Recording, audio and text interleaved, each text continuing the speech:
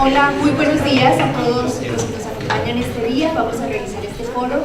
En esta ocasión vamos a tratar el tema de los medios de comunicación, pero también los medios de información, las redes sociales en tiempos electorales. Tenemos invitados que de verdad nos gustaría muchísimo que aprovechen la experiencia que cada uno de ellos tiene o ha tenido como periodista y como analista en redes, para que las preguntas vengan también a partir de eso. Vamos a platicar alrededor de una hora, un poquito menos, sobre distintos temas. Yo iré, por supuesto, moderando los tiempos, haciendo las preguntas, podemos intercambiar opiniones en el momento que ustedes deseen, no hay tiempos establecidos, pero al final vendrá una sesión de preguntas y respuestas para que ustedes puedan plantear como sus interrogantes o sus inquietudes a cada una de las personas que están este día con nosotros. Vamos a presentarlos. Rafael Cabrera. Rafael es periodista, tiene una maestría en periodismo y asuntos políticos en el CIDE, es autor del reportaje que por supuesto todos conocemos, La Casa Blanca de Enrique Peña Nieto, y aunque este trabajo sabemos que es realizado por 4 periodistas en conjunto, Rafael fue la persona que descubrió o que tuvo esta hipótesis primero en su cabeza para poder desarrollar después una investigación. Y actualmente es un periodista independiente y está trabajando para distintos medios de comunicación. Gracias, Rafael, por estar con nosotros.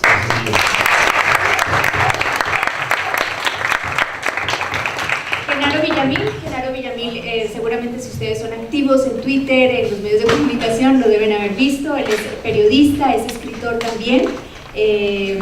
Como les digo, es un periodista muy seguido en redes sociales, que tiene gran trascendencia en Twitter, pero también en medios tradicionales, porque colabora de manera muy continua en la revista Proceso. Ha escrito varios libros.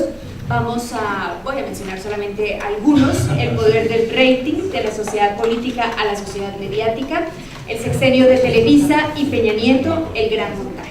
Gracias, Gerardo. Gracias, Yuri. Francisco Santiago, que está aquí a mi derecha, él tiene una amplia experiencia como periodista y también como en cargos altos en distintos medios de comunicación, principalmente tradicionales, aunque ahora está incursionando en algún medio de internet, lo vamos a mencionar en un segundo.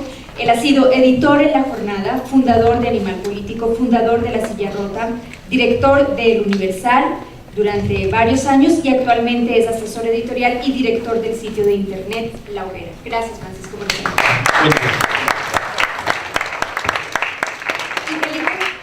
Muchas gracias. Y Felipe García, que es una persona que queríamos mucho que viniera y nos acompañara, porque es la persona que realmente con su presencia demuestra que estas elecciones están sometidas bajo otras perspectivas y otras lupas que no teníamos ni siquiera hace 6 años en las elecciones del 2012. Él es ingeniero en sistemas, especialista en sistemas distribuidos, en otras palabras es analista de Twitter o del comportamiento en redes sociales. En Twitter lo conocen como Leo García, así está la cuenta, seguramente tal vez lo han visto, sobre todo cuando explica muchas veces qué noticias son falsas o cuáles son las fake news o qué trascendencia tienen esas noticias o desde dónde vienen. Él es la persona encargada de analizar estos datos y lo está haciendo de manera muy sobresaliente, al menos aquí en México. Y como les decía, es importante en este 2018 por la influencia que tienen las redes sociales en la opinión pública. Felipe, muchas gracias por estar aquí. Gracias, Rodrigo.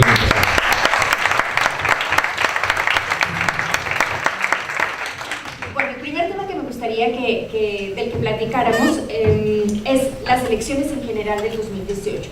Desde el punto de vista periodístico, estas elecciones se cubren, me gustaría empezar contigo, Genaro, se cubren de manera distinta a como lo habíamos hecho en el 2012, en el 2000, donde no solamente en el 2000, por ejemplo, no teníamos esta trascendencia de redes sociales, sino que ni siquiera en el 2012 eran tan importantes. Todavía jugaban mucho, un papel importante los medios tradicionales, no las redes sociales.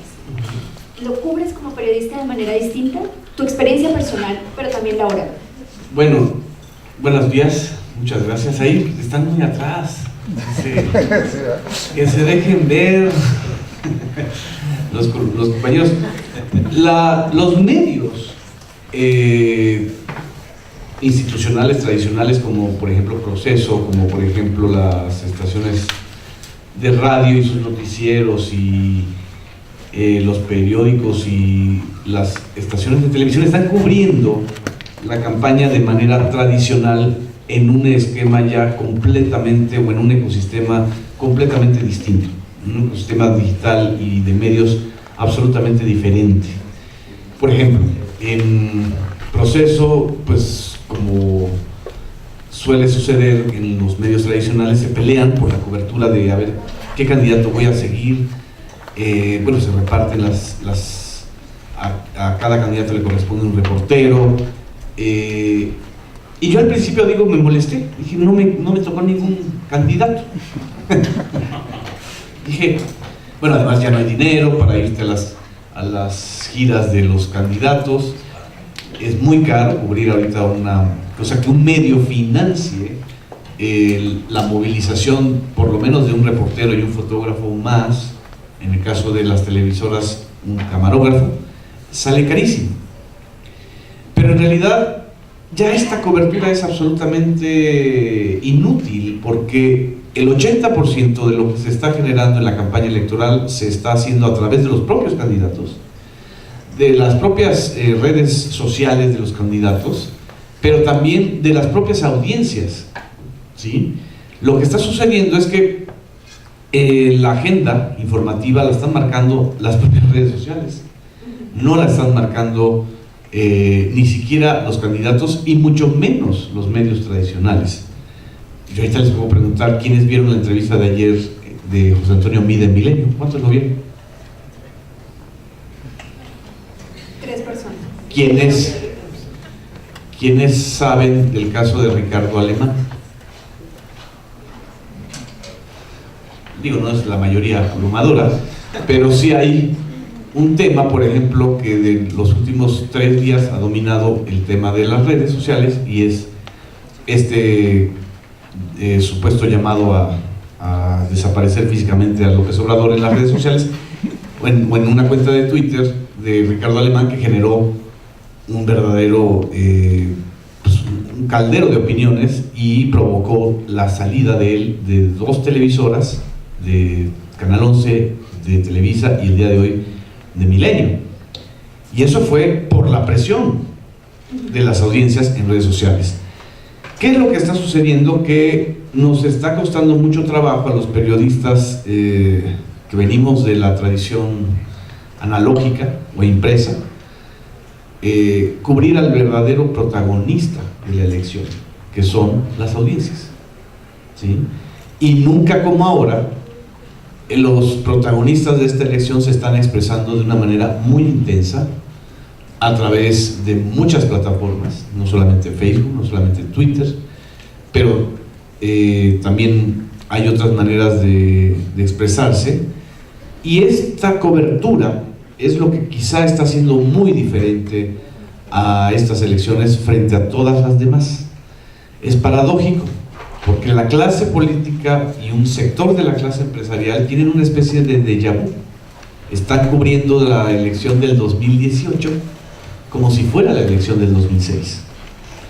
Pues los mismos procesos, ¿no? O sea, campañas de spots, de contraste o de guerra sucia. Lo único nuevo fue el que yo vi, la promoción de un documental en los cines, pero eso ya pues es como muy del pasado, ¿no?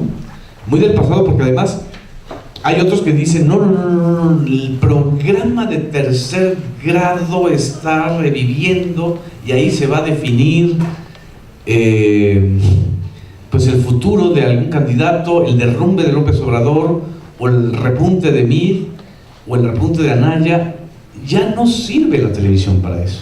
Es que hay que preguntarse, Genaro, también si ya no sirve la televisión para eso, o son los personajes que integran este tipo de programas los que ya no son válidos y no cuentan con la credibilidad absoluta para que los nuevos votantes definan a partir de esos cuestionamientos que ellos hacen. Hay un sector del electorado que es audiencia, y son audiencias, un sector muy grande del electorado, que ya no se guía por lo que vean en los medios electrónicos o masivos, es decir, ya no determinan su voto a partir de la pantalla televisiva, mucho menos de la radio y mucho menos de la prensa.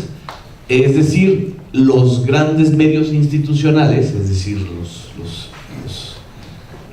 están en una especie como de autorreferencialidad, ¿no? Pues sí, Milenio, TV Azteca, Televisa se están compitiendo por ver a quién tienen de candidato en estos días, sobre todo de lo que empezó el jueves pasado a esta fecha. Hay esta especie de competencia.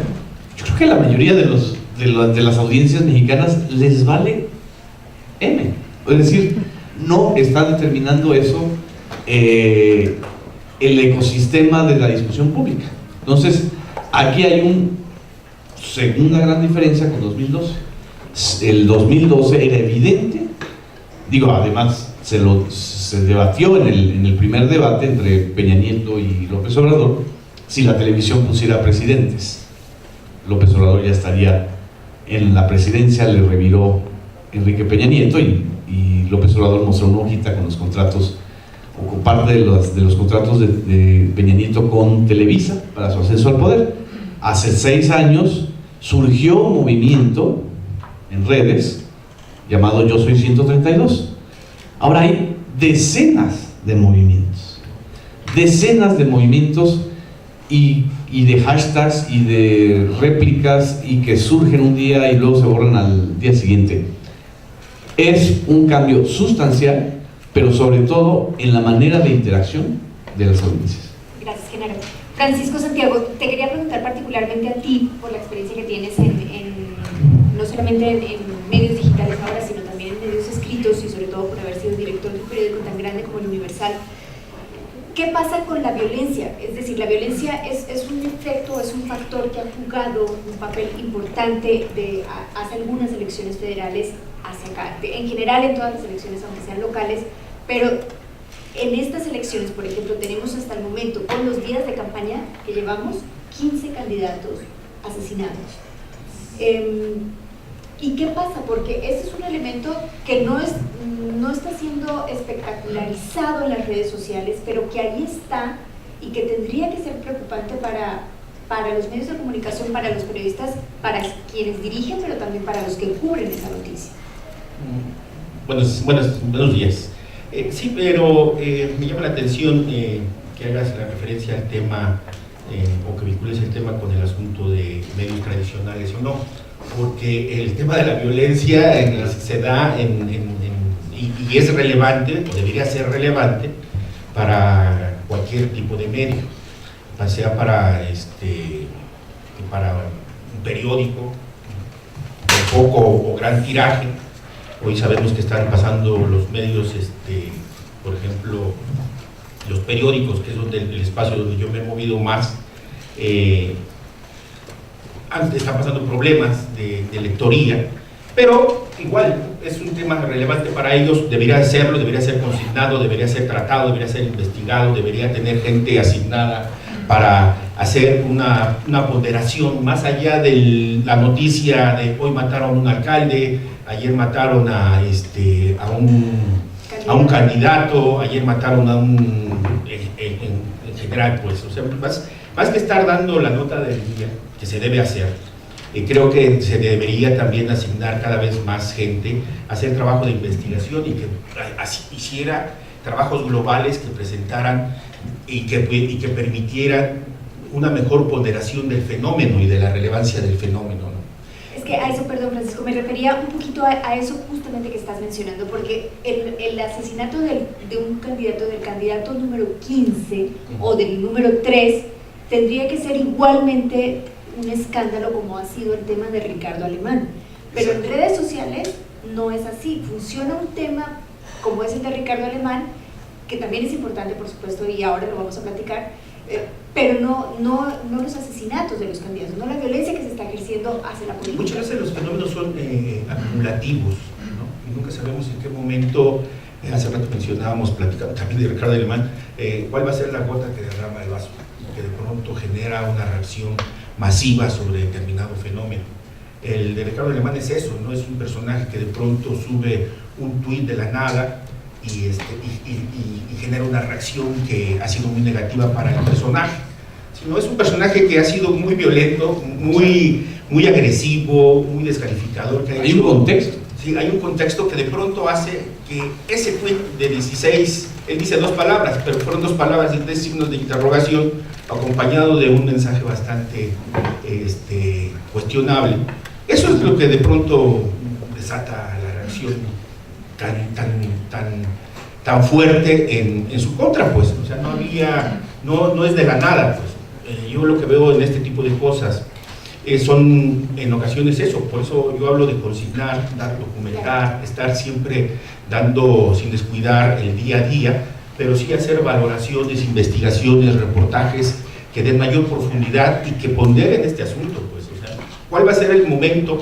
¿Cuál va a ser el asesinato o la agresión o qué hecho va a determinar que de pronto haya respuestas masivas? No lo sabemos. ¿Cuántos desaparecidos ha habido en Jalisco o en Guadalajara? No lo sabemos. ¿Has documentado? Todo no lo sabemos. Pero sí sabemos que hay un clima de violencia muy fuerte y que de pronto desaparecieron 3 estudiantes de cine. Que le incorpora un elemento de drama muy fuerte y que de pronto genera esa reacción. Es también como la gota que derrama el vaso. De pronto en Guadalajara, en Jalisco, en Ciudad de México, de pronto la reacción de pronto ante un hecho como ese, justo cuando se da a conocer la desaparición de los estudiantes de cine en Guadalajara, comienzan a aparecer otras denuncias de otros estudiantes desaparecidos y de otros jóvenes. O sea, el fenómeno ya estaba ahí. ¿Cuál es el que va a llamar la atención? ¿Cuál es el que va a detonar esa reacción? La verdad es muy difícil, muy complejo determinarlo. Para los medios, más que estar haciendo predicciones, creo que es estar documentando, estar registrando y estar informando sobre esa situación. Yuli, perdón que meta mi cuchara.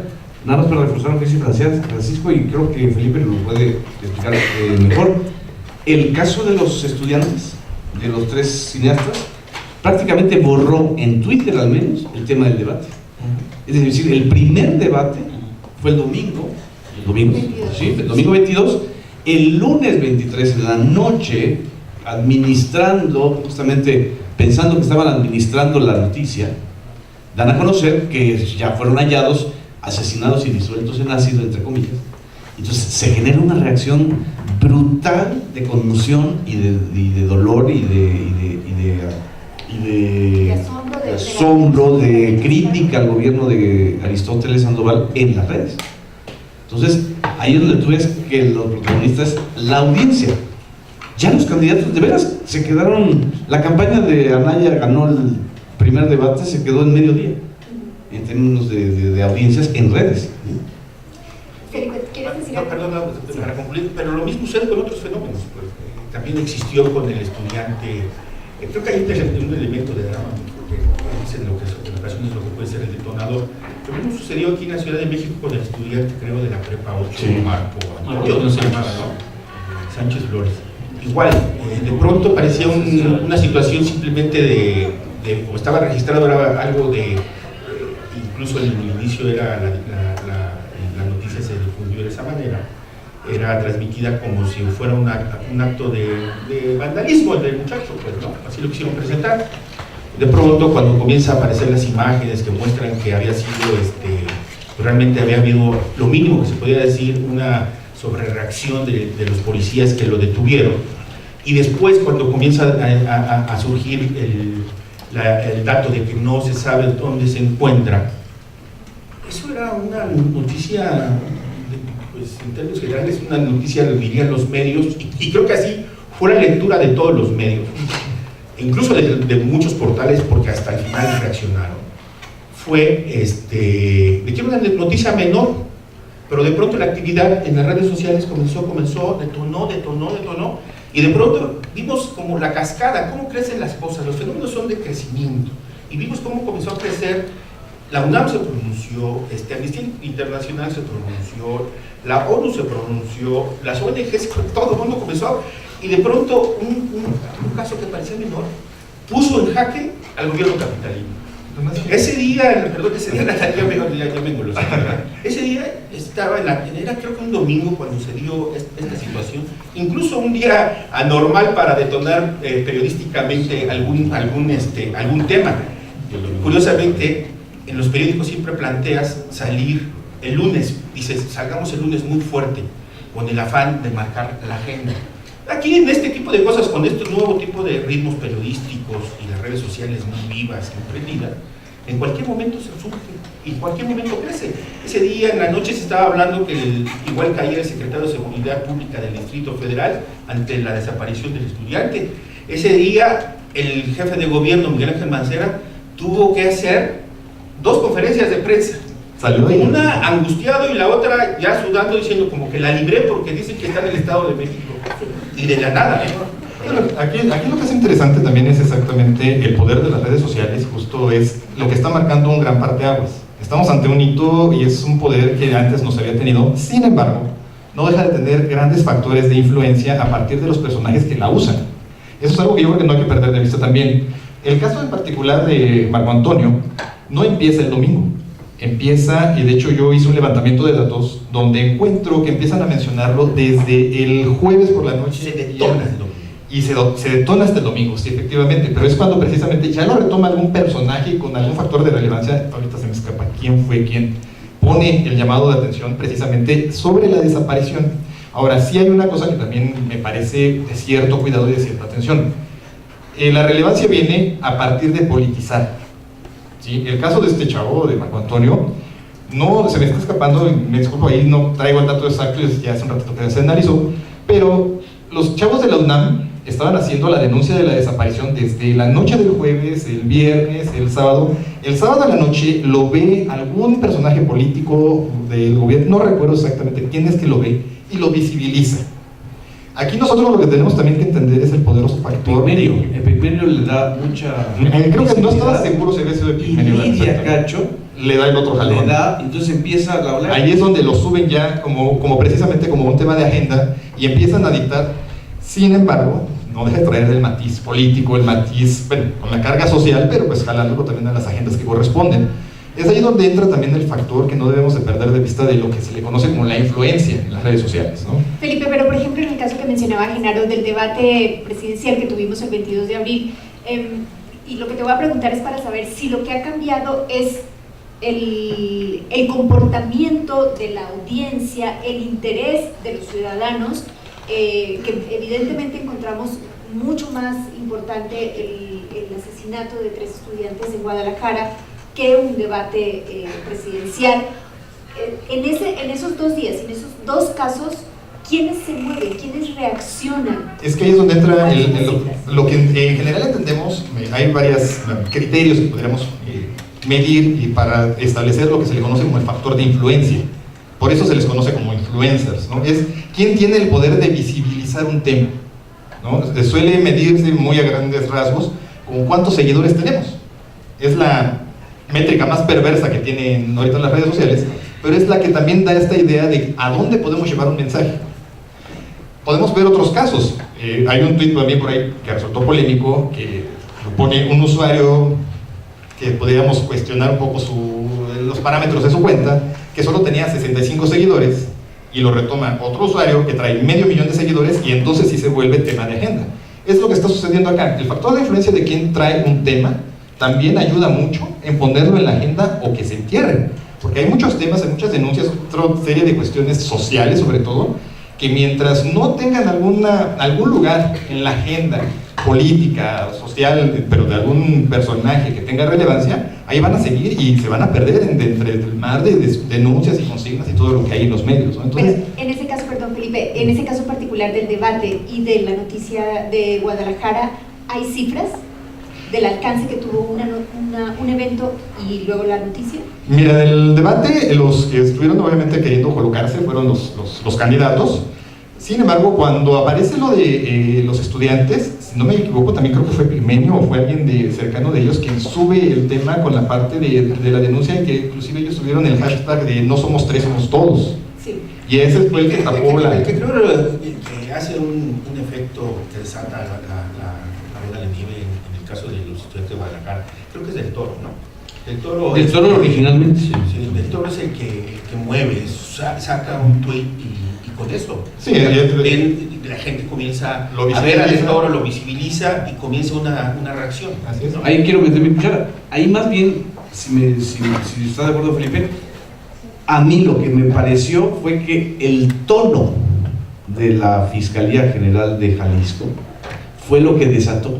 O sea, no fue necesaria una persona o dos personas, fue una reacción social masiva, sobre todo de jóvenes, sobre todo de Guadalajara. Es decir, la manera en que lo dicen, yo le dije, esto es administración del sadismo, están administrando el sadismo, la manera en que están informando y diciendo, Desde el día que eligen para desde el lunes en la tarde, que ya sabían, además desde el viernes, eso obviamente no se ventiló en las redes, pero yo me acuerdo mucho, Omar García, uno de los sobrevivientes de Ayotzinapa, lo marcó. Su cuenta no es una cuenta de miles de seguidores, pero tiene influencia por ser una de las víctimas de un caso similar, diciendo no le hagan caso a la fiscalía porque no ha dado una sola prueba pericial válida de que estos restos sean de ellos. Sí, de hecho los que inician el hashtag fueron los mismos estudiantes de la universidad en respuesta al informe que presentó la Fiscalía. Pero sí, el gran detonante fue Guillermo del Toro, se me está olvidando que fue uno de los que inicia, y los chavos de Ayotzinapa también se suben ahí, y bueno, de ahí ya se viene toda la andanada, ¿no? Rafael, en tu caso en particular, con las experiencias que has tenido, porque has trabajado en MBS, has trabajado con Carmen Aristegui, ahora eres un periodista independiente, en el contexto en el que estamos hablando, los cambios de la cobertura para las elecciones de un periodista, la cobertura que hace un periodista en época electoral, y con el contexto que planteaba Genaro Villamil, que la agenda ahora la marcan las redes sociales. Tú, por ejemplo, podrías hacer un juicio de valor respecto a ese hecho, que sí es así, la agenda la marcan las redes sociales, pero eso es mejor, peor, bueno o malo para el periodismo. Creo que hay dos partes. O sea, por una está bien, digamos, que las audiencias están reclamando cada vez más a los medios, lo cual me parece perfecto, porque en realidad los medios muchas veces ignoraban a sus lectores, ¿no? No solo en TV, en radio, todos básicamente no les importaba sus audiencias, ¿no? Y había muy pocos casos de esta figura como del defensor de audiencias, ¿no? Que lo tienen muy poquitos, lo tiene el 22, creo que lo tiene el 11, lo tuvo MBS, pero bueno, lo echaron a perder todo. Y en general no les importaba. Entonces creo que esta participación de las personas exigiendo a sus medios me parece fantástico, ¿no? Porque además nos está haciendo voltear a ver qué es lo que le interesa a la gente, ¿no? Porque finalmente los medios en general siempre están interesados en los políticos, en el poder, y la verdad es que son temas aburridísimos, ¿no? Cuando en realidad a los jóvenes les importan otros temas, a la ciudadanía les importan otros temas que a veces no están en los medios y no se ven representados, y finalmente lo que deben hacer los medios es trabajar para las personas, ¿no? Entonces creo que por esa parte me parece maravilloso. Sin embargo, creo que también es muy peligroso que los periodistas estemos trabajando para cubrir los hashtags, ¿no? Porque finalmente es puede ser como una especie de pequeña dictadura, ¿no? De decir, tenemos que estar con este hashtag, que pueden a veces ser cosas muy insulsas, ¿no? Puede haber temas muy importantes, como el caso de los estudiantes, como Ayotzinapa, como el 132, como puede haber, hashtags con un contenido social y político muy importante, pero también todos sabemos, todos usamos Twitter, puede haber unos hashtags realmente insulsos, y podemos ver muchas notas en portales que son totalmente clickbiteros, ¿no? Clickbiteros es de nada más estar abriendo para darles clics a los portales y que de eso vivan, y que pueden ser muy insulsos, ¿no? O sea, realmente puede haber tonterías de cosas sexuales, de cosas de farándula, pero ya muy torpe, muy tonto. Entonces también estar como que cubriendo ese tipo de tendencias, pues es como, ¿no? Realmente no le estás aportando nada, porque resulta casi lo mismo de estarle ofreciendo a la gente pues notas ligeras y soft, ¿no? Y también yo creo que otra parte es no quedarnos solamente con el hashtag, ¿no? Cuando una historia se vuelve viral, lo más sencillo y lo más fácil para una redacción pues es levantar la información con lo que hay en las redes, ¿no? Fulanito lo discriminaron en un vuelo de Interjet, bla, bla, bla, ¿no? Todos hemos leído ese tipo de notas, ¿no? o las ladies, ¿no? Que también son un caso a estudiar, o los lords, ¿no? Que tanto puede ser que una cosa sea que alguien esté borracho o haga un escándalo, pero que tanto también puede haber un contenido más profundo. Y yo creo que nuestra labor debe ser ir hacia la profundidad, ¿no? No solo se trata como de levantar la información, creo que lo mínimo cuando uno reportea ese tipo de casos, pues es buscar a la fuente, ¿no? Tratar de reportear, buscar a los testigos, buscar documentos, buscar los videos. O sea, eso es lo que se debería hacer, ¿no? Y en el caso, por ejemplo, como de buenas prácticas, porque en algún momento ustedes quizá lo vayan a hacer, o sea, siempre, por ejemplo, cuando vayan a cubrir algo desde Twitter, o sea, obviamente tomen screenshot del tweet, ¿no? Porque eso siempre los va a proteger, porque la gente lo puede borrar. En algunos casos lo mejor también es embeddear, ¿no? Poner el embed, que es como el código, se inserta y ya queda, pero siempre tomen screenshot, ¿no? Como para respaldarse. De Instagram, por ejemplo, igual me estoy saliendo un poco de fuera de tema, pero me parece como que son buenas prácticas. En Instagram muchas cuentas son de empresas, o muchas cosas, imágenes tienen derechos de autor. Entonces lo que yo les recomendaría siempre que vayan a usar ese tipo de cosas es igual embeddear, ¿no? Tómenle su screenshot, pero embeddear, porque luego puede haber demandas, si las hay, de que uno se está robando información o fotos de Instagram. Entonces ahí sí cuídense, porque en Instagram es un poco más estricto que Twitter, ¿no? Twitter es abierto totalmente, pero Instagram sí implica un poco más de derechos. Y de Facebook es un terreno muy gris, ¿no? Porque finalmente es una red social personal, entonces como que estarle robando a la gente su información personal, que aunque sea pública, pero si tú no eres su amigo, híjole, ¿no? Entonces sí debe ser muy cuidadoso lo que ponga la gente en Facebook y el tipo de cómo lo utilizan en sus notas.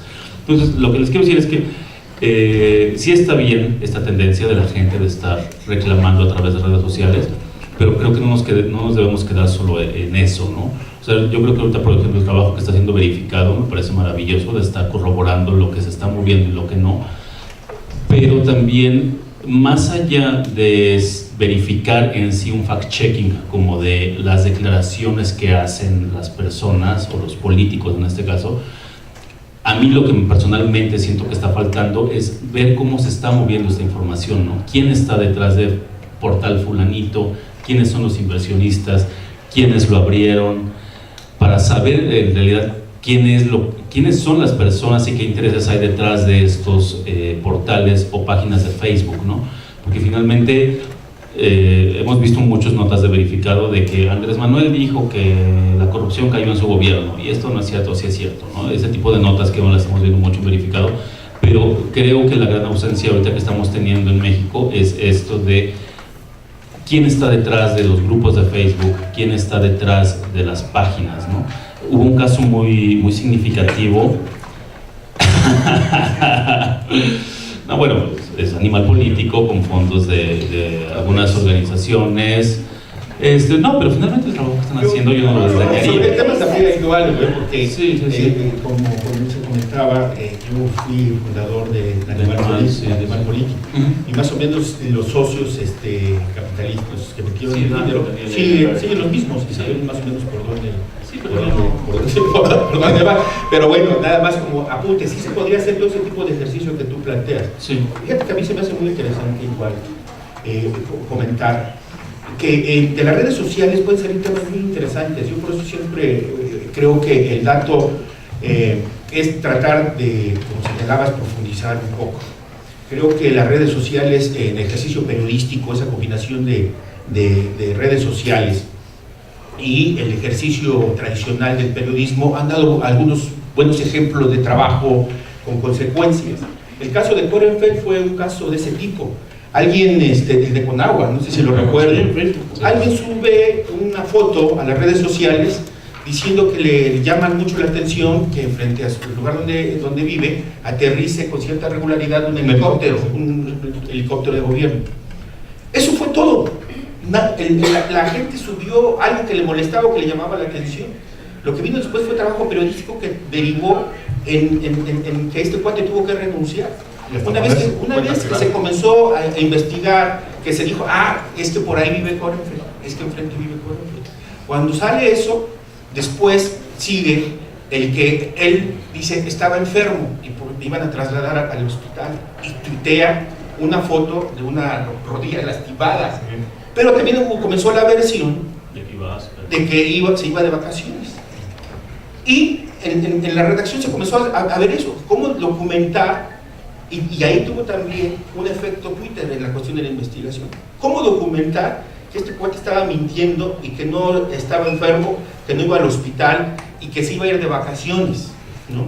Comenzaron, Sí, todo el mundo comenzó a documentar, y hubo gente que se metió a las redes sociales de Korenfeld y no encontró ningún vestigio.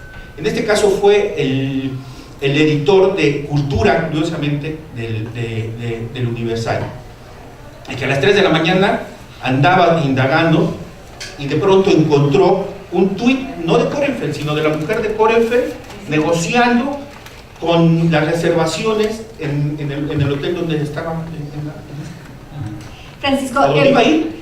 El ejercicio, yo lo que quiero resaltar es que en ocasiones son ejercicios complementarios. sí, totalmente. Bueno, regresemos. Está Korenfeld, pero también, por ejemplo, permítame, nada más, está el Lord Rolls Royce.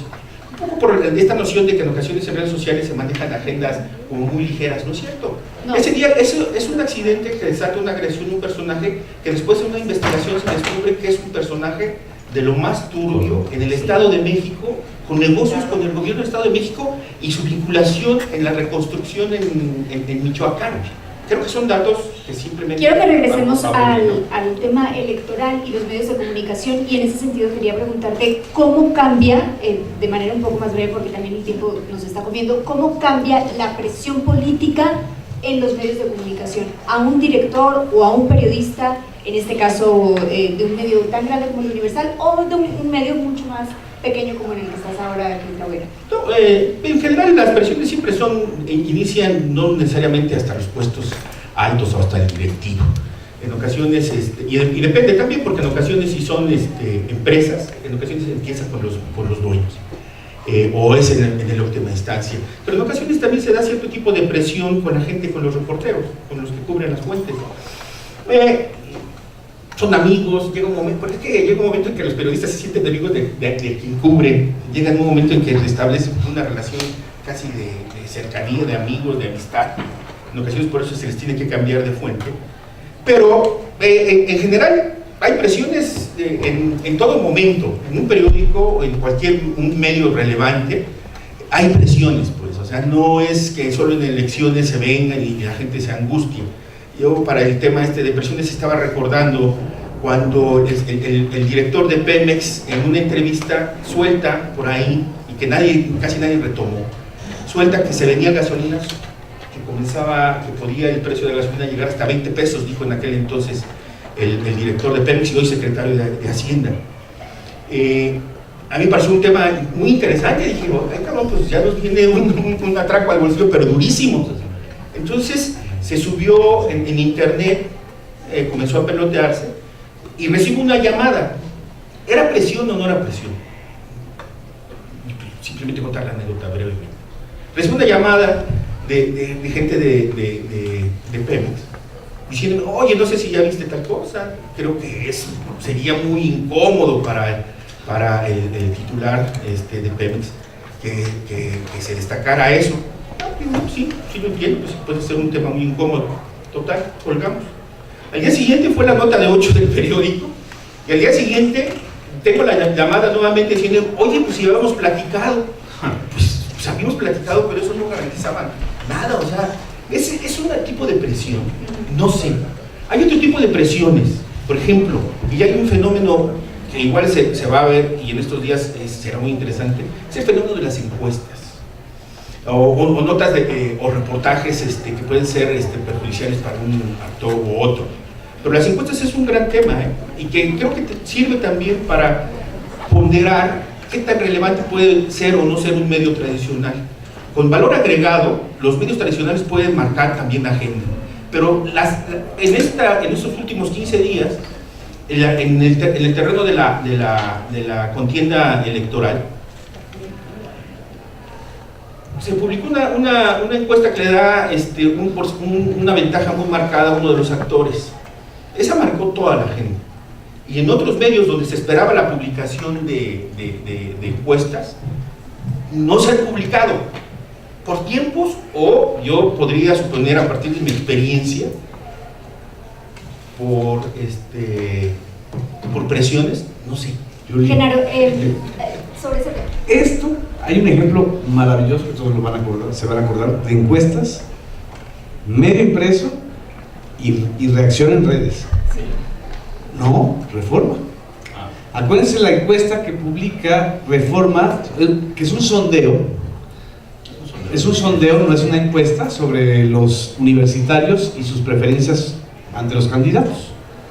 Es una encuesta que... ganaba Anaya. Anaya tenías 45, pero además era un sondeo que estaba muy desequilibrado en el sentido de que primero elegían nada más 3 ciudades, Ciudad de México, Guadalajara, Monterrey, y segundo, le daba más peso en su sondeo, que eran 1000 personas, si no me equivoco, a las universidades privadas que tenían menos volumen de estudiantes que las universidades públicas. Por ejemplo, en la Ciudad de México el 90% de la matrícula de las universidades pues son de la UNAM y del IPN, pero en el sondeo tenían un 45%.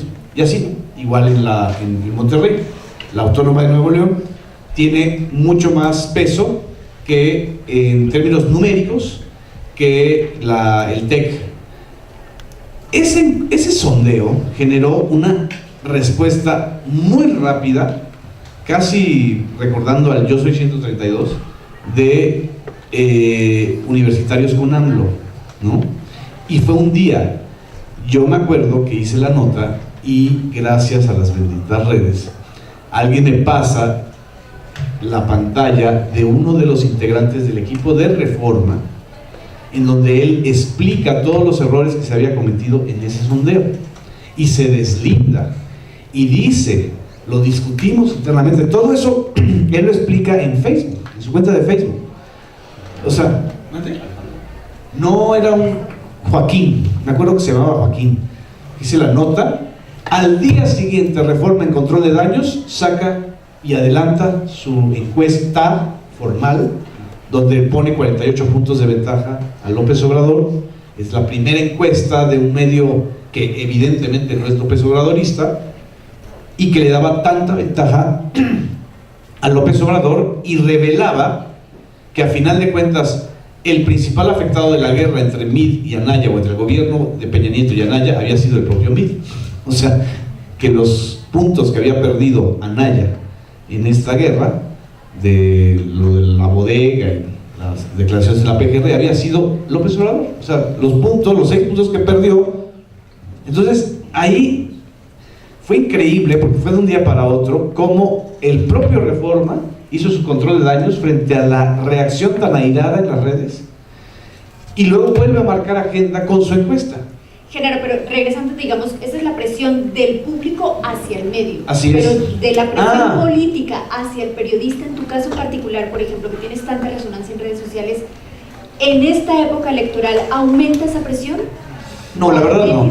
La verdad es que las presiones que se dan son las presiones estructurales originales, es decir, la del dueño del medio o la del director del medio con los voceros. Y esas presiones que antes eran funcionales ya no son tan funcionales, pero lo acabamos de ver con Milenio Diario. O sea, nadie puede decir que Milenio Diario sea un periódico o un medio, mucho menos por quien lo dirige, como Carlos Marín, que tú lo conoces muy bien, que sea un medio opositor. Le hacen una entrevista a José Antonio Meade, supuestamente controlada, y resulta el efecto inverso al que buscaban. O sea, José Antonio Meade revela una intolerancia a las preguntas difíciles y se vuelve en contra, ¿sí? Seguramente el jefe de prensa, que es un gran personaje con un carácter hermosísimo, el jefe de prensa de José Antonio Meade es un orangután, así lo puedo decir, seguramente va a presionar a Milenio. Pero ¿de qué sirve? Y aquí está el asunto. ¿De qué sirve que el jefe de prensa de José Antonio Meade presione a Milenio, al dueño de Milenio, al director de Milenio, si a quien debe presionar y a quien debe entrenar mediáticamente es a su candidato? Pues sí. Es decir, la reacción de las audiencias ante ese rostro que se vio anoche de José Antonio Meade en Milenio Televisión, pues no es responsabilidad de Milenio, es responsabilidad del candidato, ¿sí? Entonces, ese tipo de presiones están cambiando. También hay otras que ya no son presiones, sino acuerdos bajo el agua, que yo estoy observando, que es un tema que estoy reporteando. ¿No se han dado cuenta cómo se distendió la cobertura de López Obrador en la radio y en la televisión después del encuentro de la CIRT? Cuando en la CIRT, Andrés Manuel, es que son muy básicos los concesionarios en México, cuando en la CIRT Andrés Manuel les dice: no vamos a revisar ninguna concesiones, van a seguir por 20, 30 años con los que tengan. Hagan de cuenta que Moisés habló y marcó las tablas de la ley y se modificó o se distendió. Ahí estamos hablando de un caso contrario, ya no es una presión, ya es un acuerdo corporativo o un acuerdo político con el puntero de las elecciones. Entonces los concesionarios han reaccionado de manera diferente. Entonces las dos cosas se están dando, pero las presiones tradicionales que se ejercen, a mí me han hablado 2 o 3 veces, y la verdad es que agradezco a veces cuando me hablan para precisar y porque uno comete muchísimos errores en las redes, de imprecisiones o de alteración de mensaje, pero a veces yo lo agradezco. Está en uno si lo toma como presión, ¿no? Rafael, en tu caso particular, ¿cómo ves esta hegemonía, digamos, que tienen ahorita las redes sociales frente al poder político? Y si el poder político, igual que antes, puede presionar para modificar una información, presiona sobre los periodistas, es algo que los reporteros no sienten y sienten los directivos, las autoridades de los medios. ¿Cómo lo traducimos para el caso en particular de quienes reportean, de quienes hacen las investigaciones? Mira, en particular, por ejemplo, pienso, ¿no?, en el caso de la Casa Blanca o de los trabajos que yo he venido haciendo últimamente, que todo es en internet, ¿no? Ya no estoy publicando ni en impreso ni en TV, o sea, ya mi medio es internet totalmente. Creo que obviamente sí hay una mayor responsabilidad de parte del reportero, porque finalmente ahora creo que más que nunca somos, se oye arrogante, pero no es la intención, de algún modo como personajes públicos, ¿no? Porque finalmente pues, la gente nos ubica, nuestra arroba, o sea, nos sigue, ¿no? Entonces es más fácil que alguien o te felicite o te miente la madre, ¿no? Cualquiera de las dos formas, en Twitter, o que te reclame o que te haga una observación, y la verdad es que eso se agradece, ¿no? Tener esta comunicación con los lectores, porque antes la verdad es que pues las observaciones que llegaban pues los enviaban a un correo como de @redacción o a un buzón de voz o algo, y la verdad es que no te llegaban, ¿no? O era como que hay pues un purgatorio al que llegaban las observaciones de los ciudadanos. En el caso de nosotros, al menos con el de la casa, creo que fue interesante que, como de algún modo trabajamos tanto para que estuviera de algún modo tan limpio ese reportaje, ¿no?, que en realidad como que las críticas o la presión una vez que estaba publicado, obviamente, fueron mínimas. Hubo presiones durante la elaboración, ¿no?, que ya todos de algún modo se han hecho públicas, ¿no?, que MBS lo quiso censurar, que no salió en la radio, realmente nunca salió en la radio, y por eso salió en el portal de Carmen, ¿no? Y por otro lado, yo recuerdo el reportaje, por ejemplo, de la tesis de Peña Nieto. Ese sí fue muy extraño porque todas las groserías que no nos llegaron con la Casa Blanca nos llegaron con la tesis. Fue una cosa realmente horrible. Fue una reacción muy virulenta, tanto de los políticos como de la gente. No sé por qué, es un tema sensible porque igual hay mucha gente que no se ha titulado, ¿no? O sea, o gente que ha comprado su título en Santo Domingo, ¿sí? O creen que es como copy-pastear, es como no pasa nada, no todos lo hacemos. Pero ese fue realmente horrible, incluso así de amenazas, estas amenazas de que te ponen las balitas y tu arroba, tonterías y media. Yo al menos no me lo tomo tan en serio esas, o sea, cuando ya es como algo más porque finalmente es una cuenta pública, ¿no? Entonces cualquiera puede agarrar y mandarte algo. Pero ahí sí sentimos la presión, ¿no? Y en cuanto a presiones para no publicar, pues de algún modo la verdad es que en esos dos casos, te digo, salvo lo de MBS, porque sí fue la participación del propio concesionario tratando de frenar el reportaje, pero de algún modo estando en internet, la verdad es que yo al menos estoy sintiendo menos presión, pero eso no significa que deba relajar mi rigor o lo que debo de hacer, ¿no? O sea, obviamente siempre pedir versiones, obviamente tener todo bien confirmado, etcétera, porque si no, entonces sí vas a estar haciendo pues, un poco libertino, ¿no? Entonces la verdad es que no creo que deba ser ese el camino. Y antes de pasar a la sesión de preguntas y respuestas, me gustaría que Felipe García nos comentara qué pasa con los memes, por ejemplo, en el comportamiento durante las elecciones. Los memes, José Antonio Meade dice en una entrevista en tercer grado, no me acuerdo del nombre de mi libro, al siguiente día es... Al siguiente, a la hora. Ahora sí, inmediatamente, digamos, es un tema que se toma en las redes sociales. ¿Qué alcance tiene esto, Felipe? ¿Qué modificaciones tú vas viendo, digamos, dentro de las redes para ver si esto es algo que le está importando a los candidatos? Porque varios llevan varias de estas equivocaciones y les hacen memes y les hacen burlas y los toman en las redes sociales, pero queremos ver si esto es significativo o no. Mira, yo creo que directamente a los candidatos y a las figuras políticas difícilmente, ¿no? Tienen la piel muy gruesa, a todos se les resbala, pero creo que tiene relación con lo que comentó Genaro, lo que comentó Rafael. Lo que sí ha cambiado es que sí se ha vuelto un elemento de presión. Las redes sociales es que la audiencia se ha transformado. O sea, la audiencia ya no está inerme atrás de una pantalla. Ahora la audiencia te contesta y te da tus cachetadas. El problema es que esa es la verdadera presión que hay ahora. Y justamente cae, digo, no vamos a entrar a polemizarlo ni mucho menos, pero ahí están las consecuencias de lo que pasó con Ricardo Alemán. La presión salió de las redes. Entonces, memes o no, son elementos de presión, son elementos críticos, son elementos que evidencian muchas de las cosas. El fenómeno del meme es muy interesante porque el meme es a partir del uso del lenguaje. Es sintetizar una idea, evidenciarla y ponerla de tal manera que la gente la toma, la hace propia y la reproduce. Entonces, los buenos memes son los que logran eso. Cuando tú tomas una idea, la puedes plasmar en una imagen, el tema del título del libro o lo que sea, y la gente se identifica con eso, ese meme logra relevancia. Y esos son los que llegan al fenómeno de la viralidad.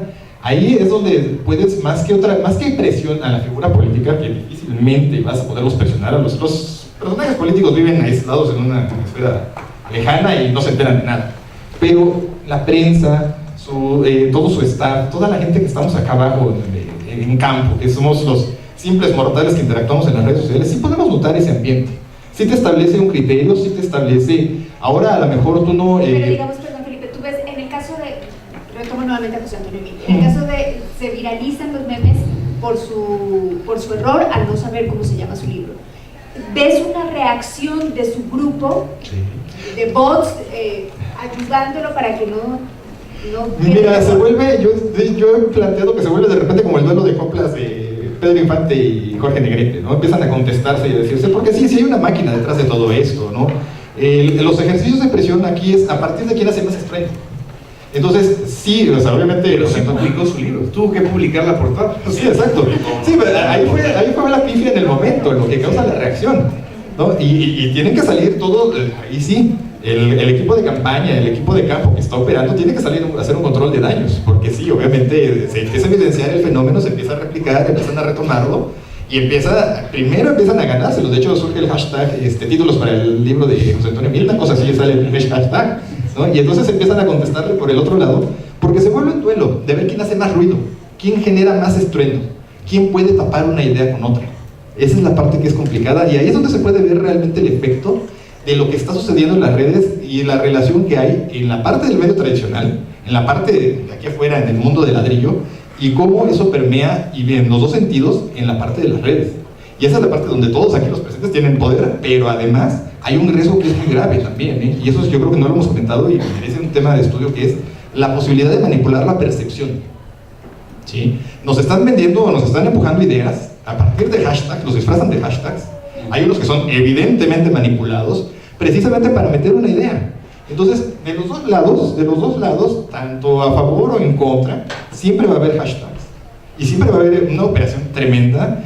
Lo comentábamos para antes. contener uno que sea negativo. Contener uno que sea negativo o empujar uno. Entonces, son dinámicas en las que sobre todo lo que se está buscando es generar el mayor ruido posible, haciendo la analogía con la parte del entorno digital, en respuesta a todo lo que va sucediendo. Ahora, en este caso nada más para la idea, hay quienes tienen una piel durísima y son cínicos como el Bronco.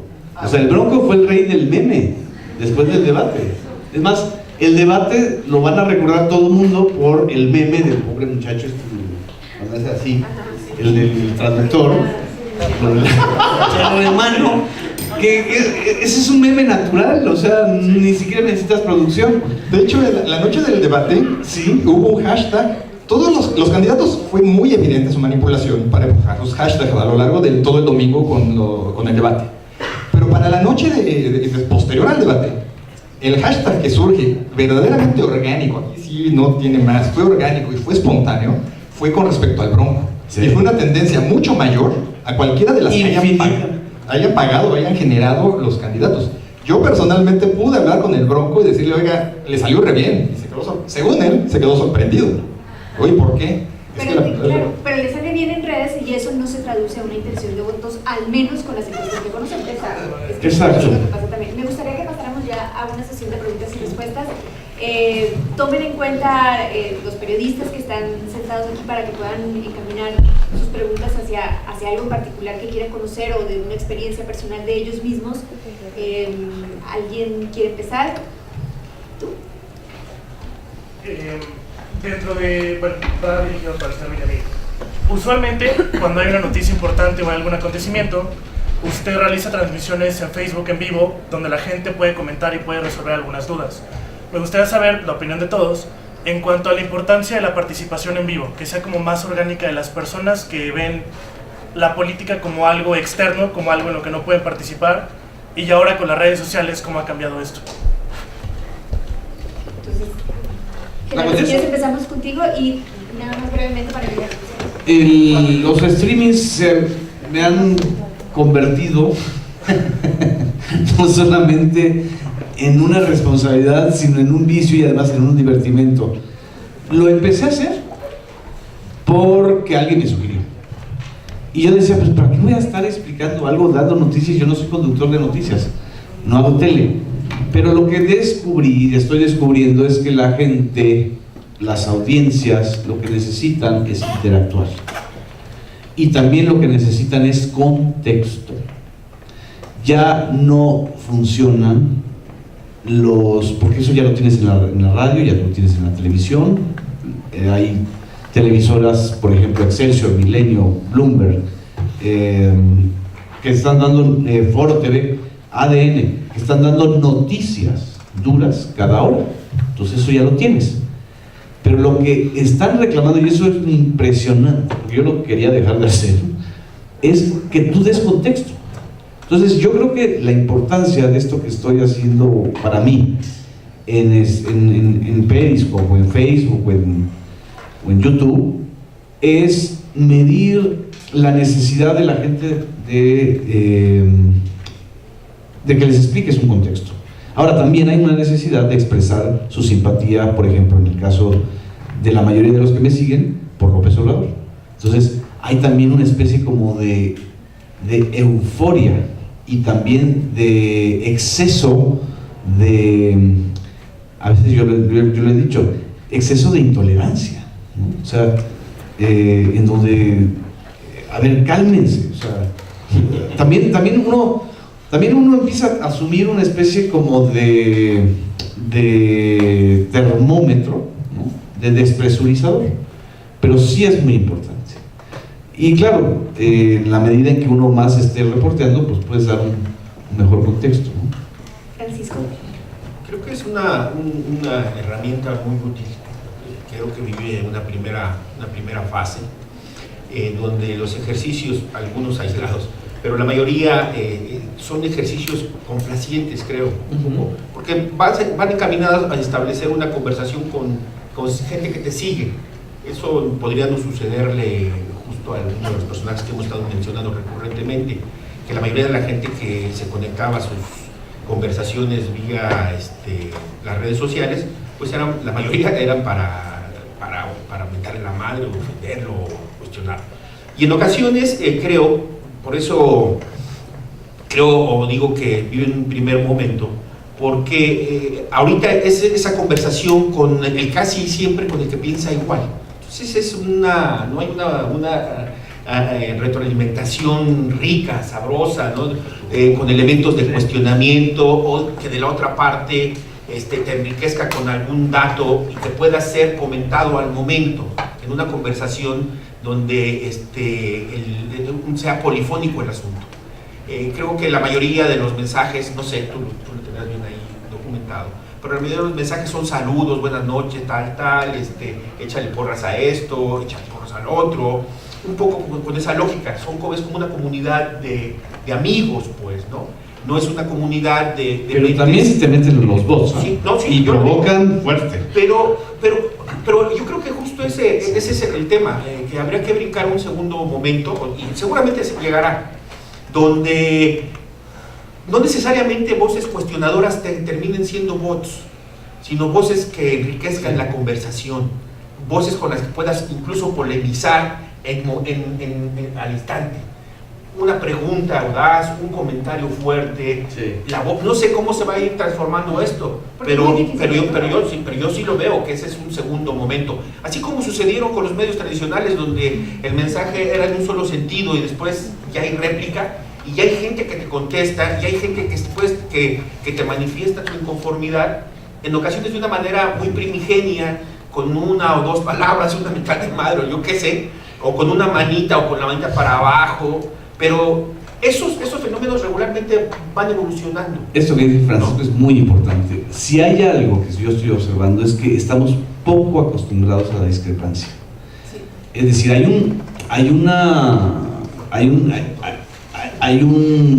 rebelión de audiencias, hay una especie de salida y de olla de presión que está en ebullición, pero no hay una cultura de la discrepancia y del debate. Sí, es este efecto burbuja, ¿no? O sea, de nada más estar consultando lo que quieres oír, ¿no? Y hay estudios sobre eso, de que todos estamos siguiendo medios y personas, gente que básicamente solo reafirman nuestras propias ideas y no estamos oyendo como que lo demás, ¿no? Este es el efecto totalmente burbuja. Y sí, también, o sea, yo creo que las elecciones, sobre todo en esta época, a veces puedes dar un montón de argumentos y razones, pero creo que también tiene que ver un poco como irracional, ¿no? O sentimental, en el que aunque te den mucha información, si realmente no simpatizas con un candidato o lo que sea, aunque te den las mejores razones, no lo vas a hacer. Y por ejemplo, yo ahora desde mi Facebook personal empecé a seguir páginas de apoyo a Andrés Manuel y de apoyo a MIT, nada más por ejercicio para divertirme.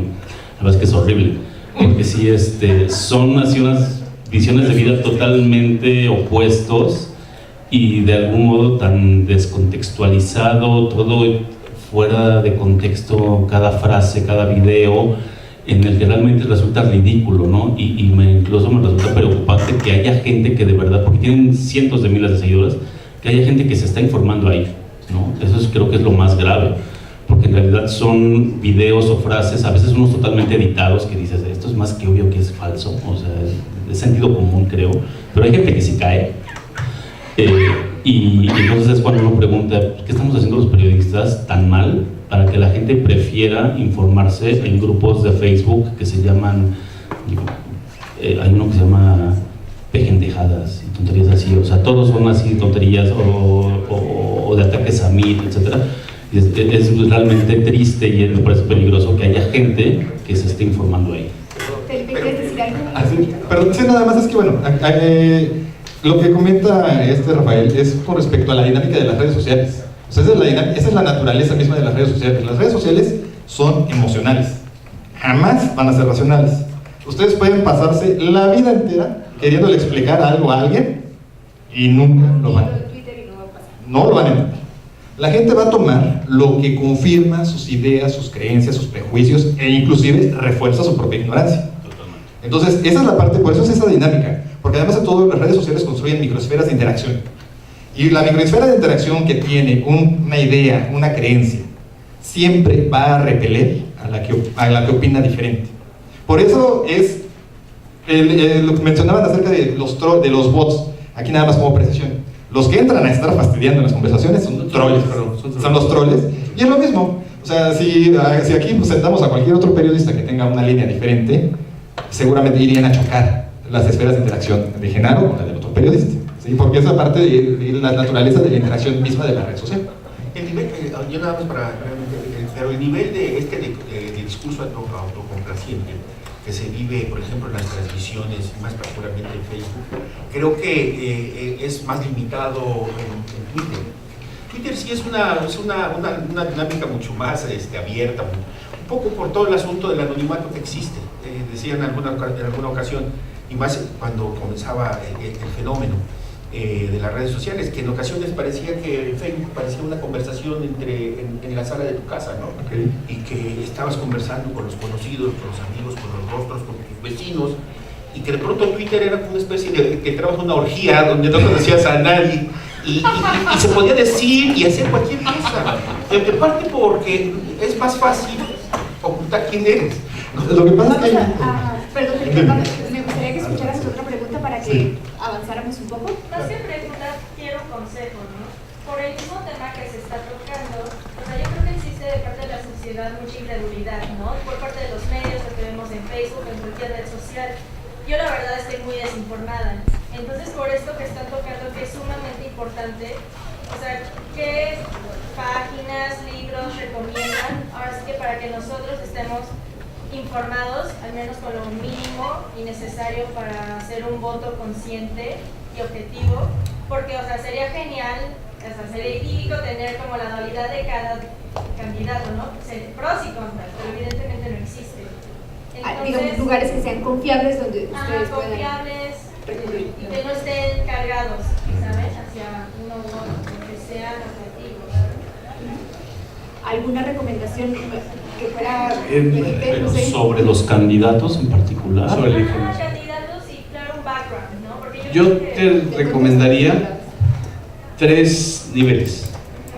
Que en Facebook y en Twitter sigas a los medios institucionalmente acreditados, La palomita. que exactamente, y que sean medios, por ejemplo, impresos o digitales, que informen, es decir, Reforma, Jornada, Milenio, El Universal, que eso sea tu fuente de información junto con otros portales digitales como Animal Político, Sin Embargo, Aristegui, que son, digamos, o Proceso, que son los que están constantemente alimentando las redes.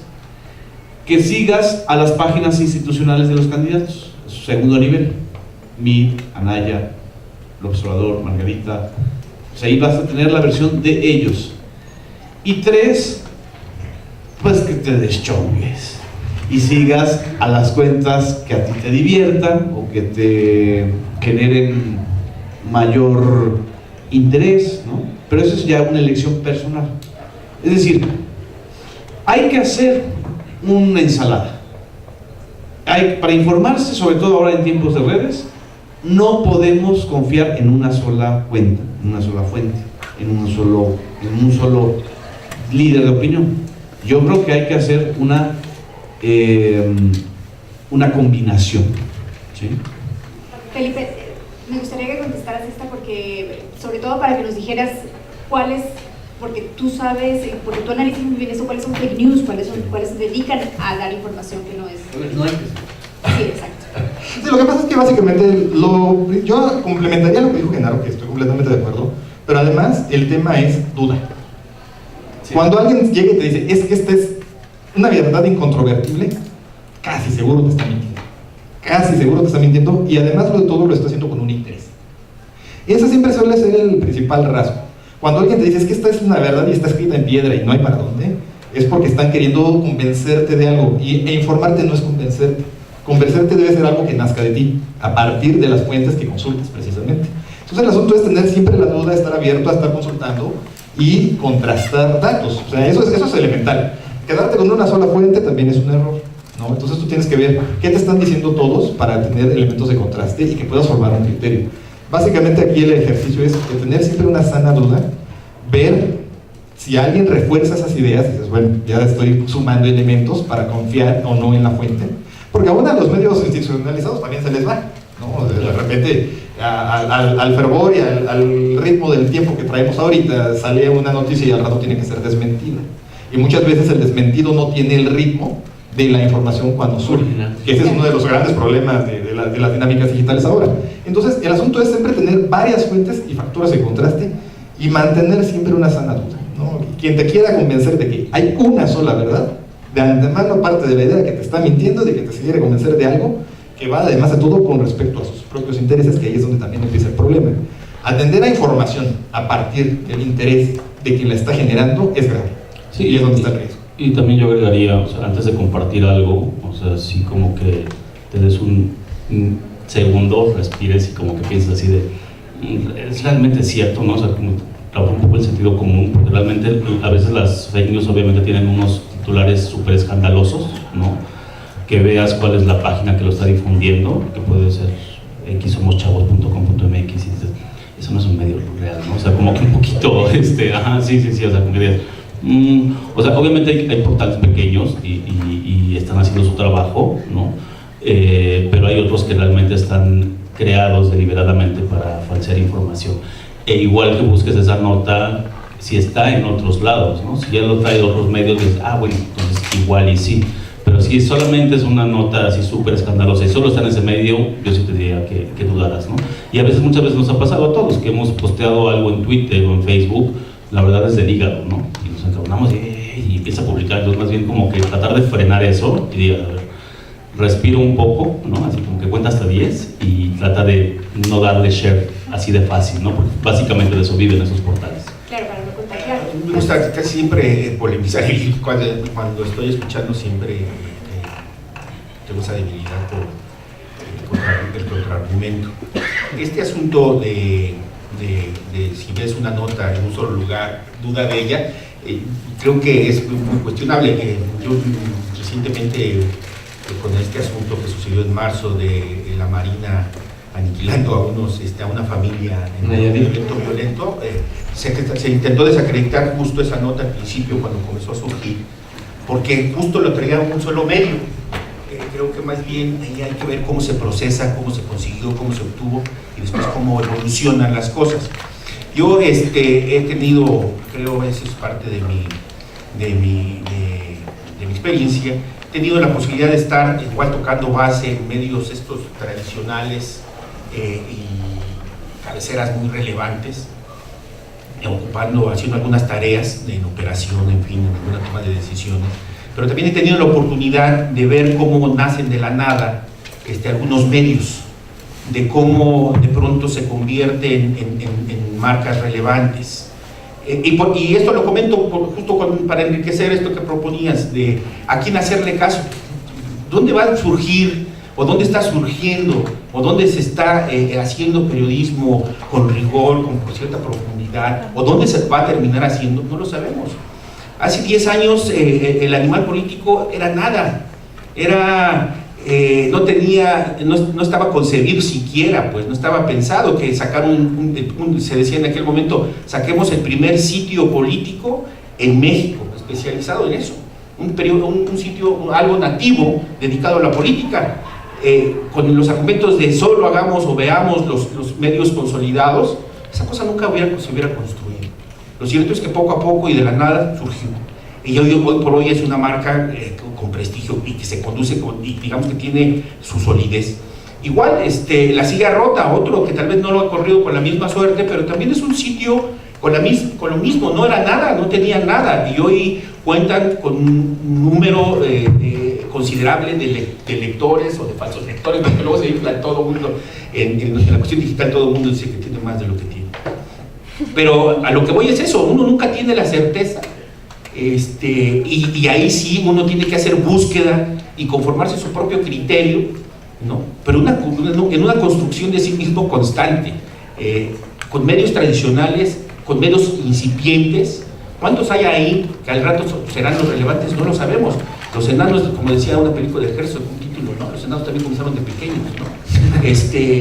En serio, no sabemos dónde se está construyendo el periodismo del futuro y dónde se va a hacer algo relevante. Y ya hay cantidad, la posibilidad de internet y de redes sociales es eso, que te abre ese gran espacio para construir nuevos espacios. Bueno, la última pregunta.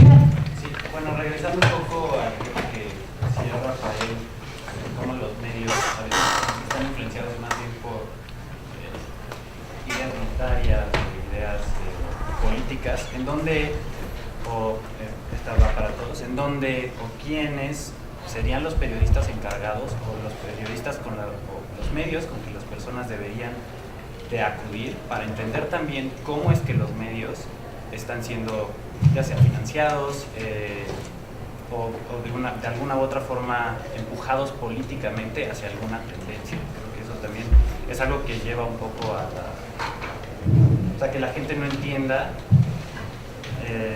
las líneas políticas que tiene cada medio o cada periodista. Más bien la pregunta es para ti. ¿Tú a quién lo observas o...? Bueno, yo me acuerdo de esto por un caso, por ejemplo, en los Panama Papers, RT se encargó de, digamos, de mencionar quiénes eran los que están detrás o financiando lo que eran los Panama Papers, pero ha sido un caso en específico único que he notado. Por ejemplo, aquí en México no sé si exista o si ustedes conozcan como periodistas que se encargan en ese sentido de investigación directa a los mismos periodistas o a los mismos medios. Sí, bueno, creo que una parte que nos ha fallado, aunque obviamente hay ejercicios y está aquí Genaro, es reportear a los propios medios, ¿no? Creo que en México por desgracia tenemos esta tradición de perro no come perro, como de que los medios no se critican entre los medios, cuando en realidad creo que nos hace falta más una cultura de estar cuestionando lo que sacan los medios y también de sus decisiones, ¿no? Por ejemplo, en Estados Unidos, en los propios medios hay reporteros que reportean a los medios en cuanto a sus decisiones de consejo de administración, de editores, etc. Y en México no tenemos esa cultura. Recientemente el CIDE publicó, creo que sí fue el CIDE junto con, creo que Cencos, no recuerdo. Si quieres le paso el dato a Yuli, a ver si los hace, no sé. Publicó una investigación sobre quiénes son los dueños de los medios en México, en particular de las radiodifusoras. Y pues todos sabemos que son como 12, 10 familias, ¿no? Muy identificadas. Pero sí nos hace falta un poco más saber quiénes están detrás de los medios, que me parece un ejercicio totalmente válido, ¿no? También de los digitales, ¿no? Ahora que hay tantos. Entonces, y también creo que otra parte que nos ha hecho mucho daño como sociedad es que todo lo que no nos gusta o que queremos desacreditar lo rebajamos a periodista chayotero. Y creo que eso es algo es una salida fácil, ¿no? Porque finalmente, o sea, a veces cuando yo he publicado cosas que no sé, rozan a Andrés Manuel o algo, vendido, y es como, pues no, o sea, porque finalmente debemos reportear a todos los personajes políticos, ¿no? También depende del tono en que lo hagas, ¿no? Puedes hacerlo de manera muy burda, como La Razón, francamente, ¿no? Que es horrible. Pero puedes hacerlo bien, en cuanto a bien reporteado, y que digas, pues este reportaje puede que tenga razón, o está demostrando algo y tiene pruebas, ¿no? Y no solamente es un panfleto. Entonces, esa idea de que si criticas a algún personaje o no coincide con tus ideas, ya eres un chayotero, un vendido, la verdad es que sí es como un argumento muy pobre, ¿no? A mí me choca ese, porque creo que no, o sea, no va por ahí. ¿Generó algo al respecto? No, pero es muy buena idea lo que está diciendo Rafael. Es decir, sí nos hace falta saber, y ahorita lo estoy anotando como tarea, hacer una. Bueno, es que además no la puedes hacer solo. O sea, sobre todo, hay manos. En México, por lo menos, hay 100 medios digitales dedicados a la información, a nivel estatal, a nivel federal, a nivel Ciudad de México nada más.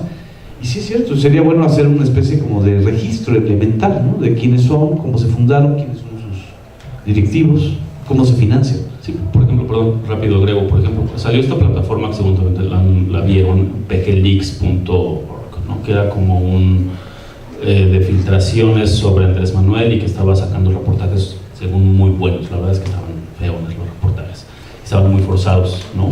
No tienen tono periodístico, es un tono es un panfleto, todas las propagandas, ¿no?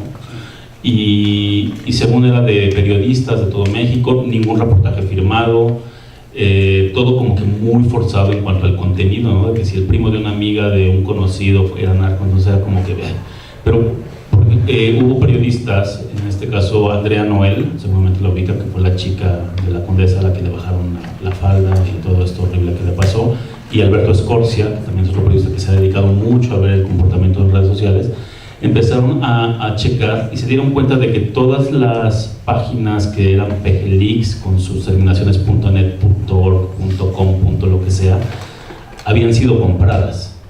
Eso lo puedes buscar en cualquier página de internet. Hay una que se llama who.is, ahí metes cualquier dirección y te aparecen los registros de las páginas, cuándo fue comprada o cuándo fue dado de alta, quién lo hizo, etc. Y había mucha información reservada sobre eso, no todo estaba público.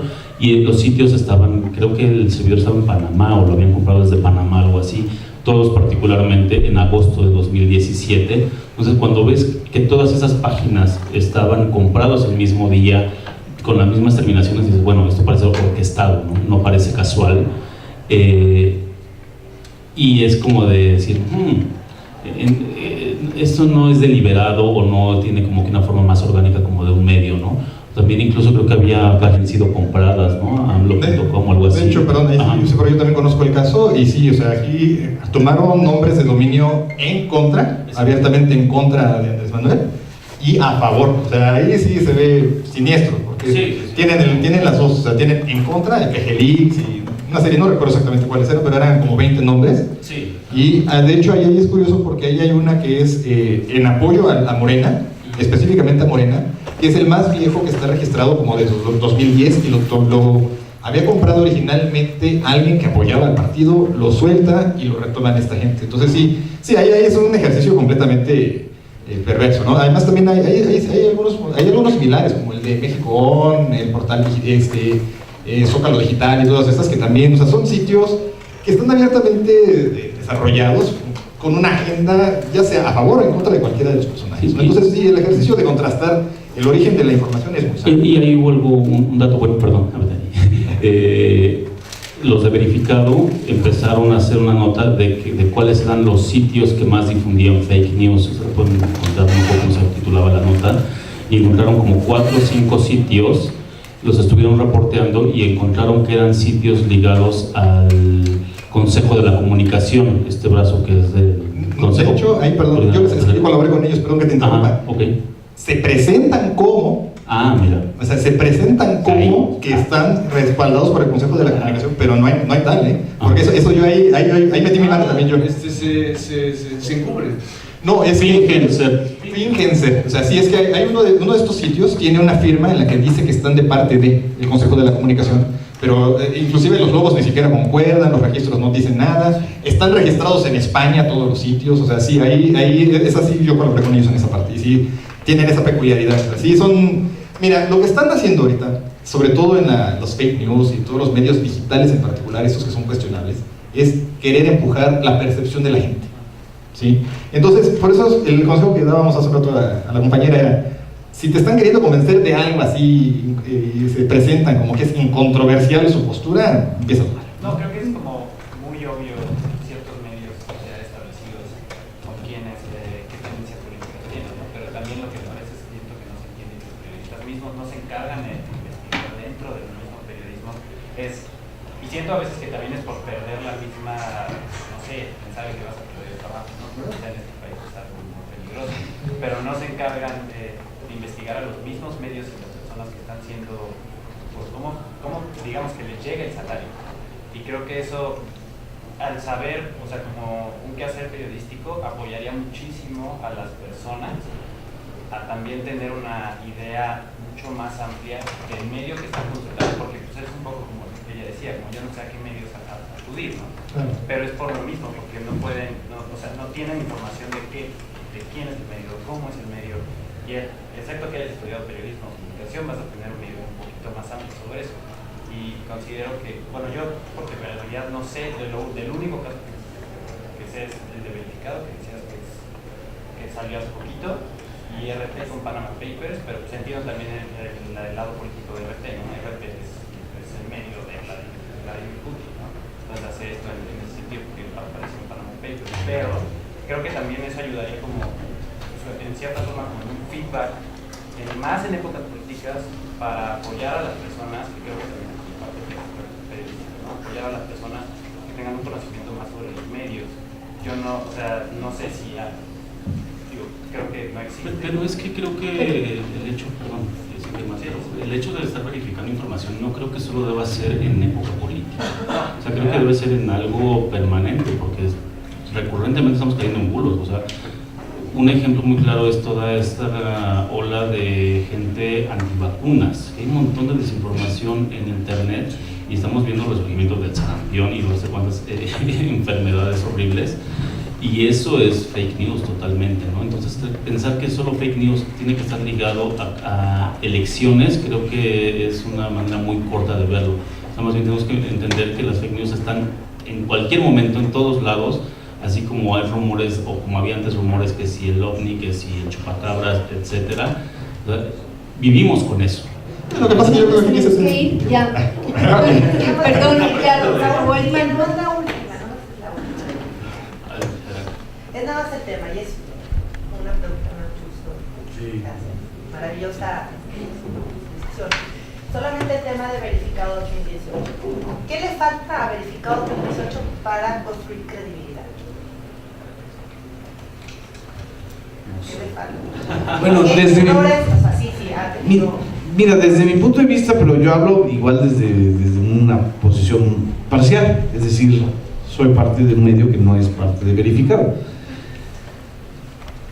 Creo que falta participación social, es decir, que se puede retroalimentar también de las audiencias. Entonces, es una iniciativa muy importante, pero también a veces es muy mexicano esto de crea la trampa y luego haces la solución, ¿sí? Y también creo que no necesitas solamente de un ejercicio como verificado 2018, sino que necesitas muchos ejercicios, como dice Rafael, o sea, no solamente de noticias políticas o de tiempos electorales, sino en general, o sea, ojalá yo hubiera habido un verificado el enero de 2017 cuando surgieron los rumores de los saqueos a supermercados. Yo ahí empecé a grabar streamings porque un amigo me dijo, oye, ¿es cierto esto que me llegó por WhatsApp? No, hombre, ¿cómo crees? Y le expliqué, es una fuente anónima, no hay fecha, pero eso tú lo sabes, los demás no lo saben, y eso es cierto. O sea, los periodistas suponemos, o los comunicadores suponemos, que la gente debe saber lo que nosotros ya sabemos. Entonces, también eso es parte de ese ejercicio, ¿no? Bueno, muchísimas gracias a Felipe. Lo último ya. Pero nada más como para complementarlo, tal vez el caso, yo siempre he invitado a que se haga una cultura, a que nosotros como usuarios tengamos la cultura, vayamos aprendiendo que el medio tiene esa posibilidad, de que nosotros aprendamos, de que nosotros sepamos ponerlo en perspectiva. O sea, el medio, las pantallas digitales en particular son en dos sentidos, van para los dos lados, entonces también el usuario debe tener de su parte. Es responsabilidad de quienes más o menos vamos entendiendo estos temas, decirle al usuario, oye, ve aprendiendo más o menos cuáles son los rasgos, cuáles son las señales, irlos orientando, ir ayudando a formar una cultura, porque además de todo esta es una nueva forma de cultura que llegó para quedarse. Felipe, muchas gracias por habernos acompañado hoy. Francisco, gracias por haber venido este día. Genaro, muchísimas gracias. Rafael, gracias. Y gracias a ustedes los que se quedaron en el programa.